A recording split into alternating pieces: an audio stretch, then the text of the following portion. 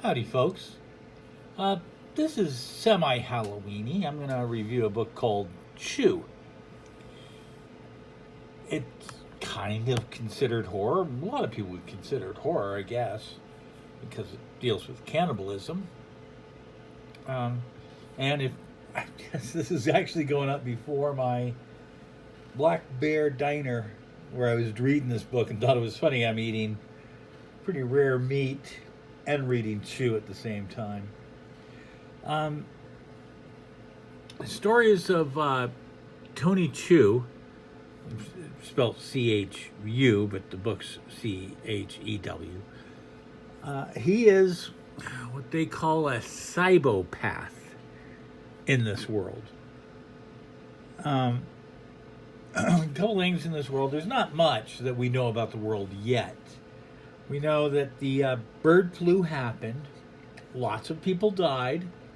I don't know if it was real or not. There's a lot of controversy. I mean, this issue is only this trade is only the first 5 issues, and there are 60 issues. So this story has a lot to unfold, and maybe it's a spoiler, but I liked it. I'm gonna be getting the rest. Okay, so I may buy. I mean, the paperback trades are the first 5 issues. They have some collected editions, or the first every 5 issues. There's a trade like one of these, so there's 12 of these. They have one that is every 10, so there's 6 of those. And one that there's every 20, so there's 3 of those. And I might go for the every 20 because it's a nice, easy read that a big chunk would be something you really want to read. So I don't know what will when I'll have this and have read it again, but we'll see whether it's just going to be in 5s or what type of chunks, or maybe the whole series. So there was the bird flu, killed 23 million Americans, I think they said. And within the stories, is that a government conspiracy? Is that what? But I don't know. We're too early in that stuff. But somehow the FDA became the most powerful agency in America because of it. They outlawed all chicken and other bird meat, all fowl and poultry. And there's a whole thing about a black market chicken meat, like people really are selling chicken meat on the black market. And there's what was it called? Finger Lickens, maybe something like that. It was a Kentucky Fried Chicken chain which sells faux chicken, which I mean maybe sometimes gets real. Whatever. It's that's the premise. And Tony Chu is a cop, a regular street cop. He's not an FDA agent, yet he will become one within this year. I'm going to spoil this a little bit. It's not a big deal. And he's what's called a cybopath. Now, a cybopath means that whatever he eats, he gets a mental picture of its life. And they explain it like if he eats an apple, he can see when the tree was planted, as the apple was formed, the pesticides, things that happen to the apple in its life. And if he eats, it doesn't seem like they eat meat. I guess, yeah, there is a scene where he eats a cow and he sees the cow getting slaughtered. It's pretty nasty. And so he only eats beets. For some reason, beets don't affect him, which is weird and part of the story. Apparently, there are other cybopaths, and there's a girl who's something else that has a power. I don't remember the name. It's Cyboscribe. I'm going to say Cyboscribe. And she can eat food, and somehow when she writes it down and graphically describes it, you know exactly what she had.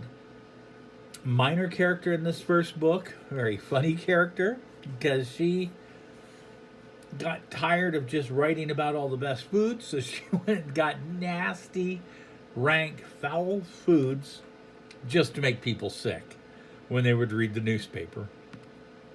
A super minor character comes in and leaves before the 5 issues are over. I'm assuming with 55 issues left, we're going to see her again and hopefully learn more about her. I'm hoping a lot of these characters reoccur. There's some fun characters. But anyhow, what we got is he has this power, and him and his partner end up at a chicken restaurant that actually serves chicken, and they're going to bust it. But the FDA steps in and says, hey boys, I know you're detectives or FBI or whatever they are. I mean, there's something big, but FDA is the top now. And they're, bumped out of the case. They can just, and he says, go ahead and have some free chicken on us. So his partner is all thrilled. He wants some fried chicken because he hasn't had chicken in however long. He wants chicken. And Tony is kind of looking for anything other than meat. And I guess he gets offered chicken soup. That's all they have. And so he gets the soup, and he gets visions. And they're kind of weird, of a little girl. And he realizes that a little girl was killed, and her body was put in the soup.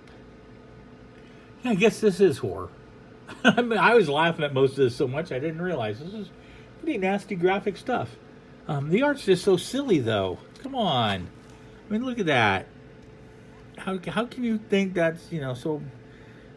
And he's eating a finger over there, But it's just so cute and silly. And the book is so funny, so it's...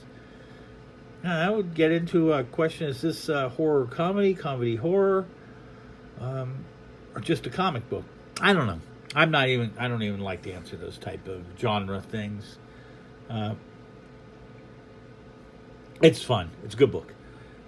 So he realizes that a little girl is in his soup, and he knows enough to find out who killed her from the soup. And he finds the guy who killed her working in the kitchen. Apparently this guy was a guy that would get chickens and smuggle them to this restaurant. But he was also kind of a pervert and a murderer, and he would go catch kids and do whatever he did and murder them and get their remains, some of their remains, some he buried apparently because of what happens here. And he used the chicken meat as a way to dispose of their bodies. But there were a lot of missing kids in this area he knew about. Cop. So he goes after this guy, and this guy, realizes that he's been caught because Tony tells him, he knows all about this little girl and tells all about her death. And he goes, and I know there's more. Tell me about the others. And the guy's just freaking out. And he knows he's caught. He killed him. He's a bad guy, and he kills himself. Rather than face the law, he kills himself. And Tony looks at the dead body, and he wants answers, so he basically eats his face. Yeah, it's not a comedy, is it? Why was I laughing? I'm a horrible man. So he eats his face, gets all the answers, and he goes and tells his boss, here's where we can find, let's get out those dead cases. I've got the answers. Here's where she is, here's where she is, here's where she is, here's where she finds all the dead body, everything matches, and they start finding whatever. They all match this guy. There's some DNA on all of them. And they solve all the cases. And then apparently everyone's like, but why? We gotta do something with you. You ate the guy's face. And in walks the FDA and says, you don't have to do anything with him. We'll take him. And when he joins the FDA, you realize there's another psychopath that he's going to work with. And they do, and they solve a case or two. And that's the end of the first issue, with his partner kind of leaving. But a lot of it's up in the air about what happens. All in all, I mean, the art's fantastic. This is the same creative team that did Farmhands, which only has one trade out so far. Second should be due soon. And apparently this was a huge hit from Image.